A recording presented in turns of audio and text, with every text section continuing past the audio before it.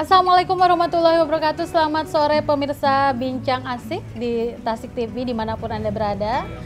Pada sore hari ini kita akan berbincang asik bersama 3 narasumber yang sangat luar biasa sekali. Dan fenomena apa yang akan kita bahas pada kesempatan sore hari ini. Tapi sebelumnya saya akan memperkenalkan terlebih dahulu 3 narasumber yang luar biasa hebat. Dan mereka sangat pakar di bidangnya masing-masing. Yang pertama sudah hadir bersama saya pada kesempatan sore hari ini ada Kepala OJK Tasikmalaya Bapak Edi Ganda Permana. Selamat sore Bapak. Selamat sore, Assalamualaikum warahmatullahi wabarakatuh. Sehat selalu Bapak. Alhamdulillah. Baik, terima kasih. Yang kedua juga sudah hadir bersama kita Bapak Jenny Tugistan SHMH. Beliau adalah Ketua DPC IKADIN Tasikmalaya. Selamat sore Pak Jenny. Assalamualaikum. Salam sehat juga Pak Jenny. Dan yang ketiga sudah hadir bersama kita juga Direktur Program Pasca Sarjana STH Galunggung Tasikmalaya, ada Bapak Dr. Haji Nana Suryana SOS MH. Selamat sore Bapak. Selamat sore, Assalamualaikum. Baik pemirsa, itu tadi ketiga narasumber yang akan berbincang pada kesempatan sore hari ini bersama kita di Bincang Asik bersama IKADIN STH Galunggung Tasikmalaya dan OJK Tasikmalaya. Bapak, kita santai saja ya Pak ya pada sore hari ini Pak. Kita ketahui, iya betul sekali. Kita ketahui bersama nih ada fenomena yang muncul di masyarakat berkaitan dengan kejahatan yang membawa lembaga perbankan begitu ya. Dikenal dengan social engineering atau singkatnya pemirsa disebutnya soceng. Soceng lebih ya? Bukan soteng ya, tapi soceng, social engineering. Ada banyak cara para pelaku kejahatan ini yang mendekati calon-calon korbannya begitu ya, baik melalui WA, WhatsApp atau melalui sambungan telepon begitu, melalui cara menelpon mengatasnamakan sebuah lembaga perbankan, kemudian meminta sejumlah data dari nasabah, kemudian juga meminta mentransfer begitu, dan kita itu kadang-kadang lupa gitu ya Pak, banyak kejadian mereka yang korban itu lupa, tidak tahu kalau dirinya sedang menjadi korban penipuan. Nah, bagaimana nih Pak fenomena soceng ini terjadi di wilayah Tasikmalaya? Pak Edi mungkin bisa menjelaskan terlebih dahulu. Oke, terima kasih teman-teman dari Tasik TV. Pada sore hari ini kita bisa bertemu kembali nih silaturahmi. Makasih Pak Jenny dari IKADIN, Pak Nana dari STHG yang luar biasa terkait dengan soceng ini kan seiring sejalan dengan dunia digitalisasi. Ya. Okay. Sekarang digitalisasi lagi marak-maraknya. Banyak orang mager sekarang. Kan di rumah aja main centang-centeng gitu kan. Nah, ini soceng ini social engineering, bagaimana orang menipu orang. Kan ada objeknya, ada subjeknya. Jadi dia untuk mengelabui, memanipulasi korban agar bisa mendapatkan informasi data pribadi. Data pribadi. Jadi data pribadi atau akses yang diinginkan. Jadi soceng ini menggunakan manipulasi psikologi seorang. Ya, jadi seorang psikologisnya diserang, mempengaruhi pikiran, melalui berbagai cara ya, di media yang persuasif dengan cara membuat korban itu bisa senang atau panik. Ya, kadang-kadang gitu, biar senang, misalnya dengan iming-iming hadiah. Ya, sehingga dia minta kepada korbannya itu untuk minta nomor PIN, minta e-PIN, minta OTP. Banyak yang dimintanya. Sehingga dengan tidak terasa uang yang ada di rekening kita ujung-ujung hilang. Tidak ada, hilang sama sekali. Karena kita tadi, misalnya ada yang ini untuk jadi nasabah priority. Kita jadi nasabah priority gitu kan. Senang ya ditawarin nasabah priority ya. Atau misalnya ada perubahan tarif transfer yang lebih murah. ditawarin karena mungkin dia sering ini, Pak nanti ini Bapak di kami misalnya sebulannya 30.000. Kalau Bapak sekali transfer sekarang kan dengan pakai BI Pas 2.500. Oke. Bapak sebulan 30.000. Bisa berapa kali transfer? Mangga. Oh, tapi Bapak minta ini kan kita dipaksa untuk itu. Oke. Sehingga dengan tidak terasa yang tadinya kita niatnya mau efisien malah jeblok semua. Terus ada juga yang ini pakai akun layanan pengaduan konsumen yang palsu. Ya, ada pengaduan layanan konsumen. Terus yang ini ada lagi terkait dengan kita juga diminta untuk menjadi agen laku pandai. Nah itu kan perlu ada, kalau ke bank nih di BRI aja kan harus berapa ratus juta dulu transaksinya, baru ini kan tempat fee-nya banyak begitu jadi, ya. Tolong terkait dengan Soceng ini jangan sekali-kali kita mengasihkan username, ya, password, username, password, pin, MPIN, kode OTP, atau nomor kartu ATM, atau 3 digit di belakang kartu kredit, ya, nomor CCV atau CPC, kartu kredit debit kita, ya. Nah ini yang paling penting nih. Ibu kandung. Oh, yang paling penting juga ibu kandung. Karena ibu kandung itu beda-beda. Iya, betul. Ibu kandung. Jadi tadi disampaikan oleh moderator ya, dia melalui telepon, melalui email, dan melalui media sosial. Media sosial ya Pak ya. Nah, kita diiming-imingi. Ya, kadang-kadang kita ditekan. Gitu. Jadi banyak hal yang harus kita perhatikan di sini. Ya, jadi ada yang jadi korban banyak. Yang jadi korban juga banyak. Berapa jumlahnya Pak? Di wilayah kerja OJK Tasikmalaya mungkin sudah ada berapa laporan yang masuk? Ini gini nih, terkait dengan Soceng ini, tapi tidak serta-merta. Nanti kemarin sih hampir ada 3-4 orang per hari ya. 3-4 orang per hari? Awal kemarin ini tahun 2022. Itu terkait dengan sekarang kan banyak bank pakai aplikasi digital. Ya, beberapa udah diselesaikan, banyak terutama PNS nih. PNS mungkin udah masuk di media juga di Bank Jabar terkait dengan Bank Jabar Digi. Nah itu kan Bank Jabar Digi udah tiba-tiba ini udah diselesaikan. Ada beberapa. Jadi tapi tetap nanti kita pun kalau di KUHP mungkin di 378 Kang Jenny ya, atau di Undang-Undang IT di pasal 28 itu juga kan di situ hanya pasal Undang-Undang IT-nya. Kalau di 378 KUHP kan itu penipuan. Ya, jadi ada sih kena, tapi mangga nanti ya ada ahlinya di sini, ada Kang Jenny, ada dari Pak Ananas. Ya, mudah-mudahan nanti ke depan terkait dengan perlindungan konsumen untuk yang Soceng ini, kita pun di OJK sudah ada aplikasi APPK ya, aplikasi portal perlindungan konsumen, bisa ke situ, tapi itu berproses lama. Tapi biasanya yang kemarin kita arahkan ya ke banknya nyari tahu. Nih harus nyari tahu dulu ke banknya. Harus nyari tahu banknya, coba karena kemarin pun ketika biasanya itu ada perubahan kalau aplikasi itu kan ada perubahan baru gitu ya, ada perubahan fitur baru. Nah dia kesempatan seperti itu. Baik, ini menarik sekali Pak, menarik sekali, sangat menarik sekali. Tapi pertanyaannya nanti kita akan lontarkan setelah jeda dulu ya Pak. Baik pemirsa, kita akan ketemu lagi nanti setelah jeda berikut ini. Kembali lagi di Bincang Asik, pemirsa. Tadi ada satu pertanyaan yang belum sempat saya sampaikan ke Pak Edi. Pak Edi, ketika ada korban yang sudah melaporkan kepada pihak OJK dan pihak bank tempat mungkin konsumen itu atau nasabah tersebut menyimpan uang dan sebagainya, apakah dari pihak perbankan itu ada penggantian nggak Pak? Kalau misalkan terjadi hal-hal seperti ini? Kemarin yang BJB, karena ada di internal BJB sedang ada perubahan di BJB-nya ya. Isunya sih yang saya ketahui udah ditangani.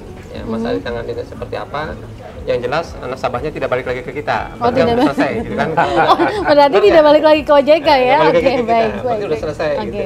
Jadi kalau dia masih bolak-balik, apalagi nanti pakai pajak ini. Wah, nggak ribet lagi. Oke.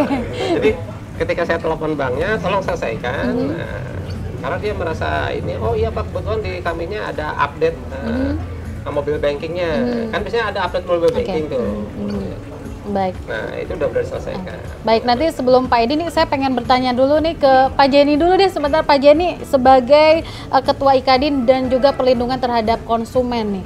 Kalau yang ke Pak Jenny sendiri, banyak nggak sih Pak yang minta tolong dibantuin nih Pak, uang saya di bank hilang tiba-tiba begitu, atau datang ke perlindungan konsumen seperti apa Pak? Ya, terima kasih. Jadi yang datang ke kantor kami, ke DPC IKADIN ini, rata-rata yang gini ya, ada iming-iming tentang hadiah gitu, tentang hadiah dan sebagainya. Terus ada yang diminta di ATM itu nomor. Iya. Nah ini yang berbahaya ini ketika di COVID gitu, kita kena COVID ya yang 2 tahun itu. Jadi orang betul kata tadi Ketua OJK Pak Edi, kita sering di rumah. Jadi di rumah itu lagi santai ini datang-datang ada yang iming-iming hadiah atau iming-iming yang lain-lain lah. Sehingga si konsumen atau nasabah ini, debitur ini sangat bahagia, padahal itu modus operandinya penipuan. Begitu ya? Okay. Malah nanti ada ke perampokan gitu. Ke perampokan ya. Ke perampokan namanya tabungan gitu ya, tabungan kita. Betul. Nah di sini mungkin kita harus waspada lah kepada seluruh masyarakat, konsumen, debitur juga jangan terprovokasi, dan juga jangan karena melihat iming-iming hadiah dan sebagainya bahagia. Lalu begini, sampai-sampai Pak Edi, ada yang datang yang keluhan ke kami itu sampai ke ATM. Coba Ibu katanya pijit ini dia mengikuti. Sudah diarahkan gitu ya, Kang? Dia diarahkan ya. Baik. Yang datang ke kantor kami diarahkan untuk datang ke ATM. Malahan membentak-bentak. Ayo Ibu, gitu ya. ayo pijit Ibu cepat. Gitu. Enter. Itu lewat telepon, ya? Arahannya lewat telepon. Jadi seolah-olah si nasabah ini, konsumen ini digiring, udah ketakutan gitu. Baik. Udah ketakutan, jadi dia menjalankan aja. Nomornya nomornya udah diketik langsung tek. Gitu. Yang akhirnya kan pindahkan segera ke rekening ini Bu. Segera ayo. Gitu. Nah, jadi seperti itu mengikuti kata-katanya akhirnya hilang lah. Modus penipuannya seperti itu. Nah, kami itu mendapatkan permasalahan ini memang itu kan yang melakukan konsumen sendiri, debitur sendiri. Ketika dicek ke bank, yang melakukan itu. Iya. Ini yang sulitnya itu ya. Sulit ya. Yang susahnya itu. Jadi pas dilacak oleh kata bank, ini Bapak yang ini, nomornya kan Bapak, tidak mungkin. Tidak mungkin kan? Betul. Di luar yang punya PIN yang privasi itu mencairkan uang, melakukan transaksi. Pihak bank bisa mengelak demikian. Dan cuman ini yang jadi permasalahan, bagaimana konsumen, nasabah untuk dicegah. Untuk dicegahnya ini PR bersama gitu. Jangan sampai masyarakat ini karena terlilit utang atau semacam kemarin-kemarin karena korban pinjol ya Pak Edi ya. Untuk membayar itu karena ada iming-iming hadiah jadi tertarik gitu. Malahan yang ada hilang ya, Ibu dapat Honda Jazz katanya, dapat mobil dan sebagainya. Sehingga kan di iming-iming tersebut mengikuti aja. Nah, di sini harap kita stop aja, janganlah. Kalau ada yang telepon atau harus memasukkan formulir lewat online ini, lebih baik kalau tidak dikenal abaikan saja. Diabaikan saja. Tapi memang sekarang banyak sekali ya di era teknologi digital seperti ini gitu, melalui WhatsApp, melalui pesan WhatsApp terutama begitu, dan mereka juga pintar sekali mengelabui-nya dengan menggunakan profil gambar lembaga perbankannya seperti itu. Bahkan bisa dicatut juga OJK-nya, OJK-nya, perbankan tertentu bisa dicatut. Jadi akhirnya kan masyarakat, terkhusus masyarakat yang kurang informasi, betul. Ada iming-iming itu kan menarik. Gitu. Menarik begitu. Berarti nanti ada triknya juga nih, nanti mungkin sama Pak Edi bisa dijelaskan bagaimana kalau kita dihubungi oleh orang-orang seperti itu. Tapi sebelumnya saya pengen ke Pak Nana dulu nih. Dari undang-undang perbankannya, kajian yang dilakukan seperti apa nih Pak? Boleh dijelasin? Begini ya. Nah, kebetulan korban dari Suceng ini kan nasabah-nasabah penyimpan. Nasabah penyimpan. Ya. Resikonya itu banyak rekening-rekening tabungan yang terkuras habis. Nah, kalau kita mengacu kepada landasan yuridis, yaitu Undang-Undang 1098 tentang perbankan, di dalam pasal 28 dikatakan bahwa yang dikatakan rahasia bank adalah segala sesuatu yang menyangkut data simpanan dan penyimpannya. Kemudian di dalam pasal 40 ya Undang-Undang 1098 dikatakan bahwa bank wajib merahasiakan data penyimpan dan simpanannya. Berarti konteksnya itu simpanan, tabungan. Nah, di dalam pasal 47 ada suatu konsekuensi hukum. Ya. Pegawai bank yang berani memberikan data tanpa izin dari Bank Indonesia atau OJK, tuntutan pidana itu sampai 4 tahun, denda sampai kalau tidak salah itu sampai 20 miliar. Nah, ini ada suatu resiko. Oleh karena itu, ya, kejahatan yang menyangkut penipuan di dalam konteks menggunakan sarana perbankan, khususnya simpanan, karena terbentur oleh aturan rahasia bank, ini adalah tugas dari pemerintah dan DPR untuk melakukan revisi di dalam Undang-Undang 1098 tentang perbankan. Harus sudah mulai direvisi. Harus direvisi. Disesuaikan dengan kondisi sekarang. Kenapa?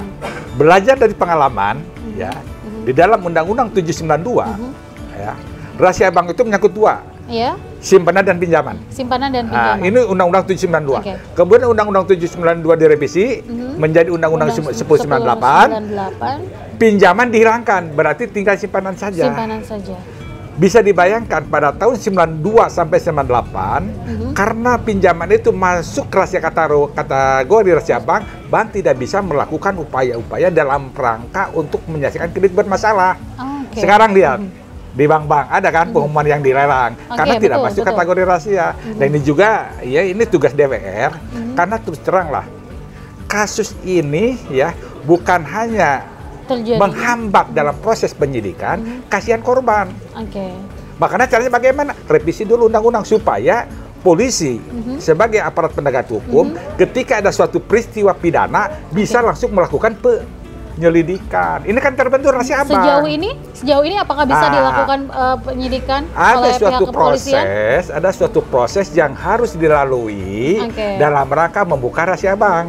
Satu, pihak penyidik dalam hal ini bisa polisi atau jaksa melakukan izin tertulis kepada OJK pusat untuk membuka. Permasalahannya berapa lama?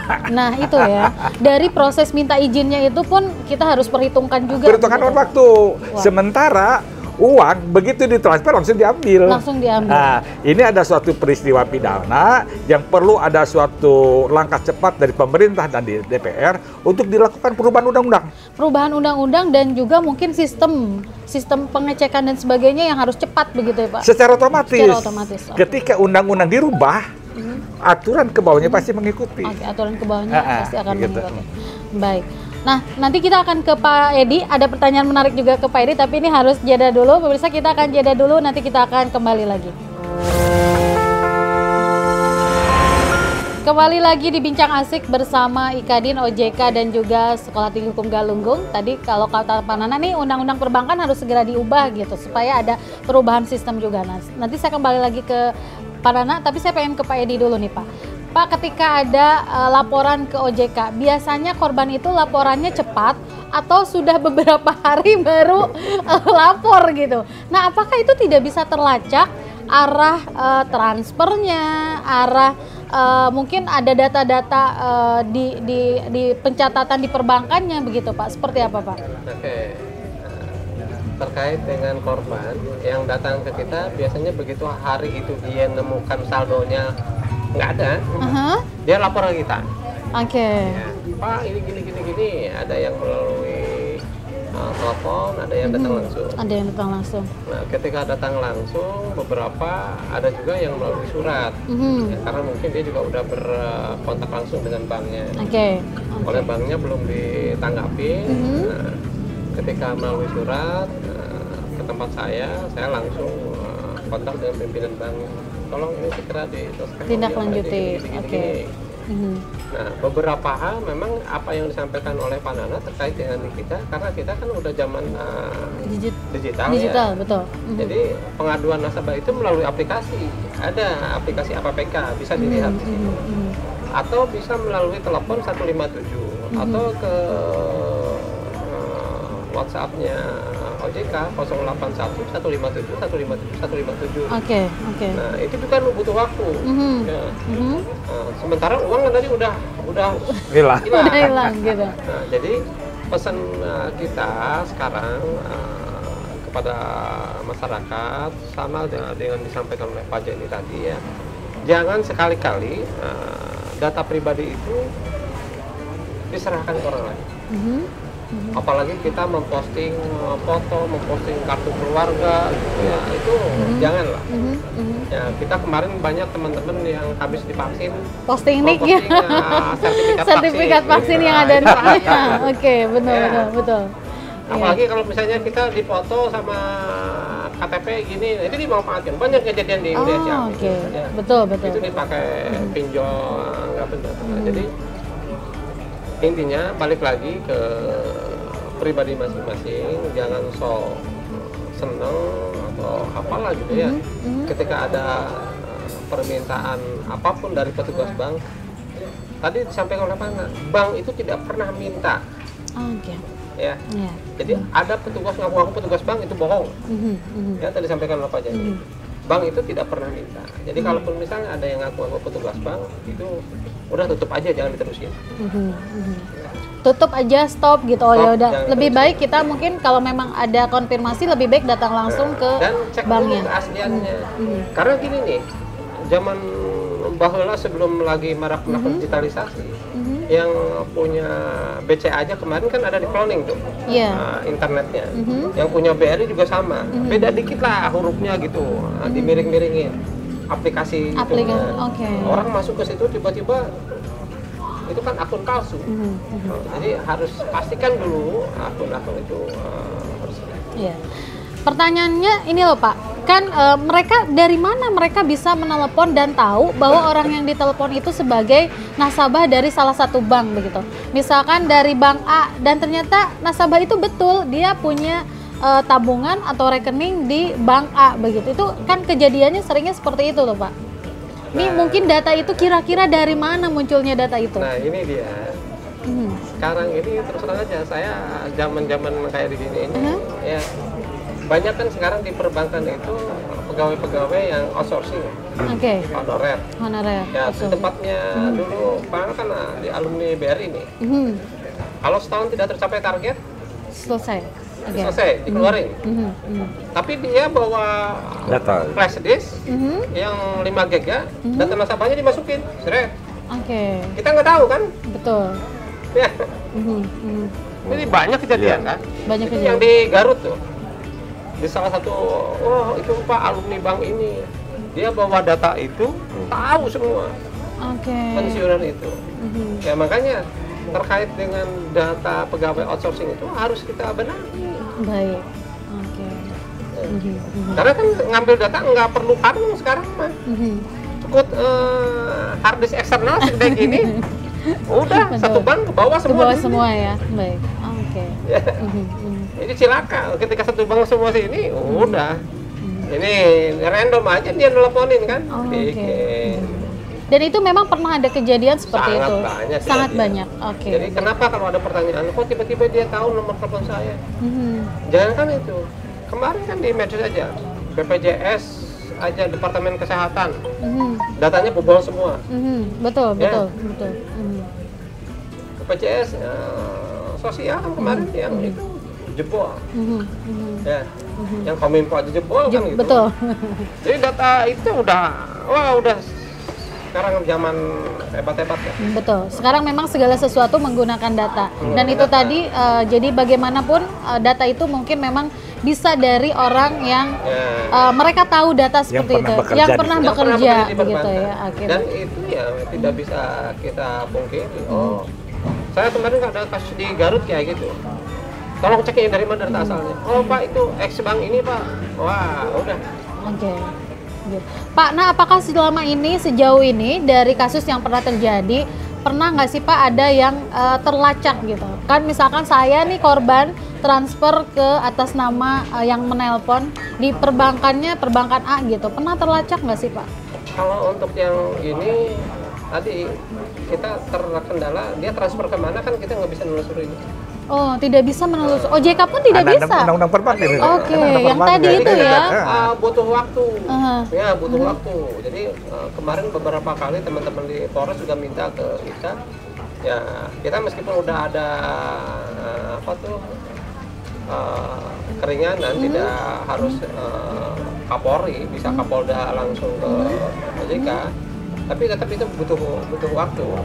Dan itu tidak bisa oleh OJK daerah gitu Pak? Bisa. Harus OJK pusat gitu. Nah ini mungkin aturan ini pun harus dikaji ya Pak ya?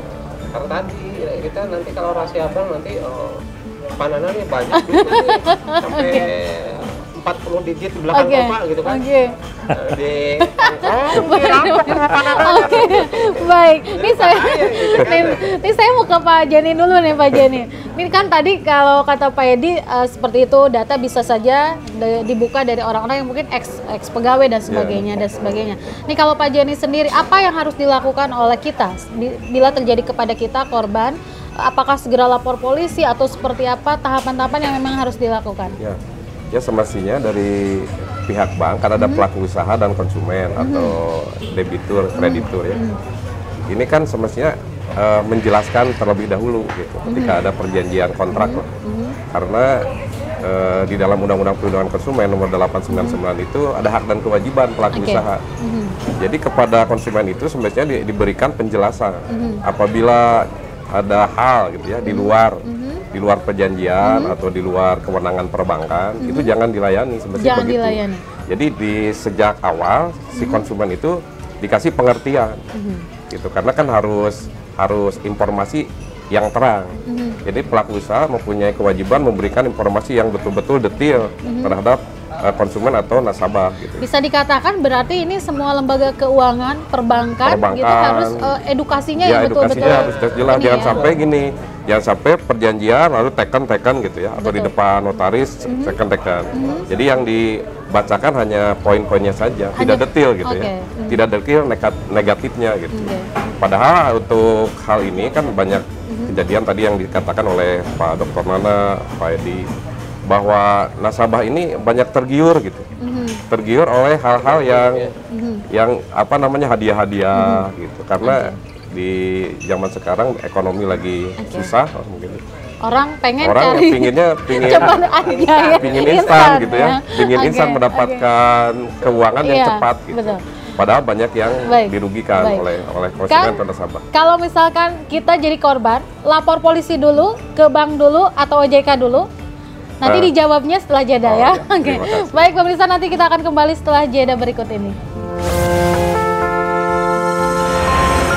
Baik, kembali lagi di Bincang Asik bersama Ikadin, STH Galunggung dan juga OJK. Tadi ada satu pertanyaan ke Pak Jeni yang belum dijawab. Kalau kita sebagai korban, apa yang harus dilakukan? Ke bank dulu, ke OJK dulu, atau lapor polisi dulu? Mana yang dari ketiga itu yang pertama kali harus dilakukan? Ya, di dalam Soceng ini kan si penipu ini gerak cepat, tadi dikatakan oleh Pak Edi. Ketika sudah ditransfer, langsung dia ambil gitu. Betul, ya? Jadi mau lapor keburu habis uangnya, kan gitu ya. Oke, betul. Ini zaman digital, semestinya pihak bank atau lembaga perbankan itu ada SOS lah, atau emergensi laporan. Ketika ada terjadi kan gini, si korban itu beberapa menit setelah itu baru dia sadar.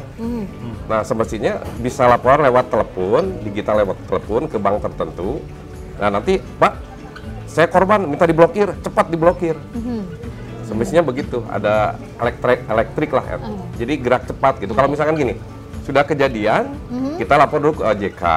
OJK itu kejadiannya Minggu, OJK kan libur. Betul. Terus datang ke pihak kepolisian. Pihak kepolisiannya mungkin harus prosesnya kan harus datang dulu ke pengaduan lewat ini ruangan ini. jadi keburu habis itu keburu habis uangnya diambil ya, gitu ya. Okay. Memang prosesnya kan bisa ke OJK, bisa ke pihak kepolisian. Cuman itu sudah terjadi. pertanyaannya apakah uang itu akan kembali tidak kan gitu kan? Kembali tidak. Kalau misalkan pihak perbankan selaku pelaku usaha bertanggung jawab, ya mending kalau begitu ya. Nanti kita laporan ke OJK, dimediasi oleh OJK, sudahlah ganti aja, tidak perlu juga setengahnya. Kata pihak perbankan kan, ibu yang ngambil gitu kan? Iya betul. Kenapa menyalahkan ke pihak perbankan kan? Gitu ya. Kan seperti itu, pasti bank jawabannya begitu kan. Karena dan yang Pak telah Edi pun akan menduga begitu ya Pak? Iya, karena kenapa? Secara formal dia yang memakai PIN-nya. Tidak mungkin kan orang lain. Wah, ya gitu ya. Jadi pihak bank juga pasti mengalah, itu kan ibu yang melakukan atau bapak yang melakukan, kan semacam itu.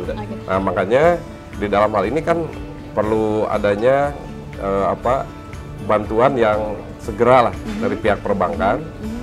Misalkan seperti tadi, cepat telepon, Pak, saya sebagai nasabah bank ini, bank A, perlu diblokir, segera blokir. Tapi kan beberapa detik atau menit itu kejadiannya, salah selusuri itu 5 menit itu sudah nggak ada uang. Sudah tidak akan ada. Kurang lebih 5 menit sudah nggak ada. 1 menit saja sudah bisa diambil begitu ya kan? Karena kenapa? Si konsumen atau nasabah ini kan ditekan oleh si penipu itu ya, ditekan gitu, ditekan. Jadi dia tidak berdaya. Tapi ketika sudah loss gitu ya, sudah uangnya udah ditransfer, baru sadar. Nah, ketika baru sadar itu, kalau toh ada emergensi dari pihak perbankan langsung ditelepon, Pak, mohon diblokir Pak. Rekening saya, diblokir misalkan, berarti di pihak perbankan juga harus ada polis emergensinya. Polis emergensinya harus tetap ada, harus begitu. Tetap ada, begitu. Itu mungkin kalau kita yang sadar. Tapi kalau misalkan tadi yang sadarnya sudah beberapa hari, begitu ya? Itu yang kejadiannya gitu teh. Kejadiannya Sabtu. Mau lapor OJK kan harus Senin ya. Betul. Itu waktu udah berapa ke 24 kali 2. Karena modus apapun yang dilakukan oleh si pelaku itu tetap data kita yang digunakan. Data kita yang digunakan. Jadi seperti tadi dijelaskan oleh Kang Jenny bahwa yang terlacak tetap data kita juga gitu. Kita. Ibu udah transfer sendiri, udah segala sendiri karena memang data kita dipergunakan, diberikan kepada mereka, begitu ya. Pak Edi nih, Pak Edi kembali lagi Pak Edi. Apa saja yang sudah dilakukan OJK sejauh ini Pak Edi? OJK terkait dengan perlindungan konsumen, apalagi kita ada Dewan Komisioner baru. Kita akan lebih fokus meminta ke teman-teman industri keuangan untuk memperhatikan terkait dengan hubungan antara industri keuangan dengan nasabah. Jadi diperhatikan, jangan sampai tadi yang disampaikan Pak Jenny terjadi friksi-friksi, ya tidak hanya main para diketahui apa kewajibannya. Jadi kami pun di sini kepada industri yang langsung diawasi oleh kantor OJK Tasikmalaya, coba deh teman-teman itu kalau bisa meminimalisir adanya pengaduan. Kita harus sangat-sangat terbuka. Terkait dengan judul kita pada sore hari ini, Soceng, ini juga harus menjadi fokus dari industri perbankan. Karena biasanya banyak kejadian ini terkait dengan upgrade dari mobil bankingnya di bank masing-masing. Tapi kami salut kepada bank-bank pemerintah, BRI, Mandiri, BNI. Kemarin ada beberapa nasabah yang dari BRI juga datang ke tempat kami, Pak, rekening kami tadi yang disampaikan Kang Jenny tiba-tiba diblokir. Jadi teman-teman di BRI itu melototin rekening nasabah yang tiba-tiba ininya nggak benar, langsung diblokir. Ada jadi itu ya? Ada orang yang melototin, banyak yang lapor kita. Ya. Jadi kalau diblokir itu harus tanya dulu ke ini, karena BRI itu tahu dia KYC-nya dijagain benar. Baik. Jadi ketika begitu ada transfer ini, oh ini bukan orang yang kan kita kan misalnya kan ini biasa pesan GoFood ke sini ada statistiknya terlihat gitu ya, tiba-tiba ada yang shoot ke situ, langsung diblokir. Karena kami pun kemarin ada ini nasabah di dealer motor, salah satu dealer motor, Pak saya diiming-imingi ini, saya bilang kita nasabahnya udah transfer, tiba-tiba dia itu ya tadi diiming-imingin si petugasnya dapat hadiah apa, uang yang perusahaannya itu dikasihkan, kasihkan OTP, kasihkan ini. Akhirnya dia tidak merasa ada transferan dari si pembeli motor. Langsung oleh BRI diblokir. Langsung diblokir oleh pihak perbankan. Jadi, hebat tuh di BRI kan. Sudah mulai ada apa namanya sistem ya jadi, di BRI itu. Ada yang melototin itu. Tapi kalau misalnya tergantung kecepatannya lah. Baik. Karena ribuan nasabah, jutaan nasabah ya. Oke. Ya, karena ada antar pulau itu. Betul. Iya, biasanya antar pulau seperti itu ya Pak ya. Oke. Baik. Saya ke Pak Nana dulu nih. Pak Nana, kalau tadi harus ada perubahan undang-undang. Dari sisi lainnya apa yang harus dilakukan baik oleh pihak lembaga keuangannya maupun oleh nasabahnya. Kemudian ini kan termasuk kategori kejahatan perbankan. Seperti apa hal yang harus diantisipasi ke depan karena dunia digital juga tidak bisa kita tolak gitu Pak Nana. Oke. Ya memang benar ya. Sekarang ini proses digitalisasi sudah masuk kepada dunia perbankan. Betul. Suka atau tidak suka, senang atau tidak senang, ini merupakan tuntunan zaman. Akan tetapi perlu ada perangkat hukum, ya, perangkat hukum yang begitu kuat yang bisa memproteksi, yang melindungi proses transaksi bisnis di dalam konteks digitalisasi, ya. Nah, di sini tetap ya perangkat yang paling utama yang perlu diperhatikan yaitu masalah undang-undang. Ya, undang-undang. Apakah undang-undang perbankan, apakah undang-undang transaksi elektronik, ya. Apalagi undang-undang perbankan sekarang usianya kan sudah hampir 30 tahun ya, sudah. Tahun 98 kan. Iya. Sekarang 22, hampir 24 tahun. 24 tahun. Memang sudah waktunya direvisi. Perubahan-perubahan yang ada di dalam dunia perbankan sekarang itu memang sudah cepat. Sementara undang-undang perbankan disusun dalam konteks transisi. Undang-undang perbankan pada waktu itu dibuat dalam proses transisi dari orde baru ke orde reformasi. Sehingga banyak sekali pasal-pasal yang harus dirubah. Termasuk yang tadi ya, masalah rahasia bank. Karena apa? Ya, karena apa? Karena apa? Karena kejahatan-kejahatan perbankan, apalagi dalam konteks soceng, sudah barang tentu yang dirugikan adalah pemilik rekening tabungan. Pemilik rekening tabungan, nasabah penyimpan, nasabah penyimpan. Sudah barang tentu ketika aparat penegak hukum mau masuk, mau melakukan suatu proses penyelidikan, terbentur oleh aturan. Nah, aturan itu kan harus dijalankan. Karena apa? Seorang pegawai bank yang berani memberikan keterangan tanpa izin tertulis, ada sanksi pidana. Ada sanksi pidana. Ada sanksi pidana. Terus sebaliknya, orang yang datang ke bank mau minta keterangan tanpa izin juga sama, ada suatu sanksi pidana. Jadi ada keseimbangan. Orang yang datang dengan orang yang dalam yang memberi keterangan tanpa izin sama-sama kena sanksi pidana. Oleh karena itu yang paling pertama langkah yang perlu dilakukan adalah undang-undang dulu dirubah. Otomatis ketika undang-undang dirubah, aturan ke bawahnya akan mengikuti. Mengikuti. Nah, disinilah ada suatu kepastian hukum. Para pihak yang merasa dirugikan bisa lapor kepada aparat penegak hukum dan bisa direspon secara cepat begitu.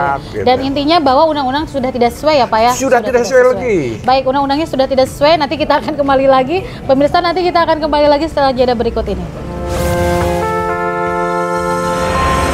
Baik, bincang asik kembali lagi dengan tema soceng yang sangat menarik sekali. Tadi kita sudah banyak berbicara dengan para narasumber di sini bagaimana antisipasi yang harus dilakukan dan bagaimana yang sudah dilakukan oleh bapak-bapak di lembaganya masing-masing.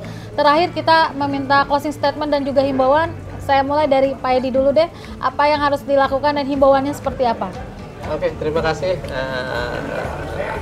Acara Bisik pada sore hari ini terkait dengan dunia digital yang sedang lagi marak. Hari ini saya baca di medsos ada 600.000 anak-anak Indonesia yang setiap tahun itu digital. Berarti kan kalau yang 600 itu kan tidak semuanya baik. Betul. 10%-nya aja yang 600.000 itu. Ya. Nakal kayak gitu kan silakan. Betul. Ya, jadi intinya kita tidak bisa menolak digitalisasi. Kita juga harus terbuka pada digitalisasi, tapi kita juga harus hati-hati. Nah, sekali lagi harus hati-hati terkait dengan Soceng ini. Tidak pernah ada orang bank yang akan nelponin minta data. Ini saja. Kuncinya itu ya Pak ya? Oke, baik. Kalau ada yang nelpon minta data segala macam, data pribadi, data itu, udah langsung ditutup. Karena tidak pernah ada. Terus pastikan ya, nomor pengaduan di bank ada kan, pengaduan konsumen di bank ada. Ya. Pastikan website banknya benar. Karena banyak akun-akun palsu yang di bank. Ya. Makanya yang di nomor telepon di ATM aja kadang-kadang kan diganti tempel, ganti. Ya. Betul. Padahal kan ada nomor ini, padahal kan nomor-nomor pengaduan di bank itu kan cantik-cantik biasanya kan. Iya, betul. Kayak di ojek aja 157. Ini kan ada nomor WhatsApp pribadi kan. Oh, WhatsApp pribadi gitu kan. Betul. Ya, nah itu. Tapi kalau rata-rata kan itu di pusat yang tidak keramaian kan, kayak di SPBU, di mana gitu, atau ATM yang di luar. Nah, jadi hati-hati kalau bertransaksi tidak ada di pusat keramaian. Oke. Baik. Boleh jadi ATM kita dipalsukan, tidak hanya ATM mungkin tadi ya, email kita diretas, sehingga kan transaksi kita kan di historisnya melalui email. Terus kalau kita bertransaksi ke bank, tolong kita pun minta ada pemberitahuan ya. Biasanya bank kalau kita narik di atas 1 juta ada pemberitahuan. Ya. Kalau misalnya ada uang masuk di atas 1 juta ada pemberitahuan. Nah, mintakan itu diaktifkan. Ya. Karena nanti kita akan tahu ujuk-ujuk nanti kok ada narik sekian. Iya, gitu betul. kan? Saya juga kalau misalnya istri pakai kartu kredit langsung ditelepon, Pak ini ada penggunaan kartu kredit di Asia, di Jogja sekian. Oh ya, benar berarti. Betul. Jadi itu diaktifkan. Kalau tidak ya kita celaka. Mobile banking begitu ya Pak? Ya, Mobile banking jadi harus diaktifkan. Jadi sekali lagi kita tidak bisa mengelak dengan digitalisasi ini. Ya. Semua serba cepat, ya, serba efisien. Jadi masyarakat dihimbau tidak kagetan. Jadi masyarakat kita yang belum siap, ya masyarakat ini belum siap, kagetan. Jadi sekali lagi mintalah kepada banknya untuk diaktifkan pemberitaan itu. Ya. Jadi kalaupun kita hilang ATM-nya, bisa langsung diblokir, nanti kita kelihatan oh ada penarikan ini bisa. Tetap terlihat ya Pak, historinya nanti tetap ya, masuk melalui telepon kita. Terus untuk kegiatan-kegiatan lain yang pinjaman online juga, pastikan pinjaman online itu yang terdaftar dan berizin di OJK. Di OJK, Ya. Oke, gitu aja. Baik. Terima kasih Pak Edi. Kang Jenny, apa nih Kang closing statement juga himbauan yang harus dilakukan kepada semua masyarakat ya, tidak hanya nasabah tapi semua masyarakat. Ya, kepada semua masyarakat, kita kan selaku konsumen, kita harus jadi konsumen yang cerdas. Dalam artian kita harus berhati-hatilah bertransaksi atau apa namanya memberikan data pribadi, itu harus hati-hati. Dan juga apabila ada yang telepon gitu ya, telepon tidak dikenal atau mengatasnamakan perbankan, lebih baik sudah tidak berminat, tutup aja, abaikan saja. Karena dengan hal tersebut kalau berlama-lama kita berbicara malah terbawa gitu, terbawa arus kita, terbawa arus. Jadi digiring oleh si penipu itu untuk melakukan sesuatu. Betul. Nah, dengan hal tersebut saya selaku ketua DPC Kadin menghimbau kepada masyarakat berhati-hati di dalam melakukan transaksi, terutama dalam keuangan ini. Jadi hindarilah Soceng ini. Betul. Karena hal ini tidak bisa dipungkiri. Tadi betul dikatakan oleh Pak Edi bahwa di era digital ini kita sangat memerlukan, tidak bisa tidak gitu. Kita harus menggunakan masalah online ini. Sekali lagi menghimbau berhati-hati, jadilah konsumen yang cerdas. Jadilah konsumen yang cerdas, itu kuncinya ya Kang Jenny. Terima kasih Kang. Dan terakhir Pak Dr. Nana, apa yang harus dilakukan? Ya kalau kita mengacu kepada Undang-Undang Dasar 45, tugas negara kan ada 4. Salah satunya itu 1, memajukan kesejahteraan umum, 2, mencerdaskan kehidupan bangsa. dalam konteks mencerdaskan kehidupan bangsa adalah tugas negara plus perangkat-perangkatnya. Dalam artian agar supaya proses penipuan lewat soceng itu tidak terjadi, berarti perlu ada suatu sosialisasi dan proses pencerahan yang dilakukan oleh negara. Dalam arti ini bisa OJK, aparat pemerintah, perbankan, dan seterusnya. Dan yang paling penting ya, kita bisa melakukan kerjasama antara 3 institusi, lembaga kampus, kemudian OJK, dan praktisi hukum IKADIN bisa berjalan bersama-sama di dalam rangka menyampaikan informasi kepada masyarakat, sehingga masyarakat paham, mengerti, dan cerdas. Tidak ada lagi proses penipuan yang dilakukan oknum tertentu dalam kerangka untuk membentengi masyarakat jangan sampai terjadi penipuan lagi. Itu dia. Yang penting ada sosialisasi. Melihat atau mengkaji latar belakang daripada tujuan negara, yaitu mencerdaskan kehidupan bangsa. Baik, terima kasih Pak Dr. Nana, dan saya simpulkan bahwa kuncinya adalah bagaimana kita harus menjadi konsumen yang cerdas, menjadi masyarakat yang cerdas. Di era digital ini semua tidak ada yang tidak bisa dihindari, tapi kita harus lebih banyak mencari tahu, mencari informasi, dan kemudian banyak membaca juga, dan berhati-hati terutama ya dalam menghadapi tindak kejahatan soceng ini. Baik, terima kasih. Selamat sore untuk Pak Jenny, Pak Edi, dan juga Pak Nana. Kita akan bertemu lagi nanti dengan tema-tema lainnya yang lebih menarik lagi dan kita kupas lagi seperti ini.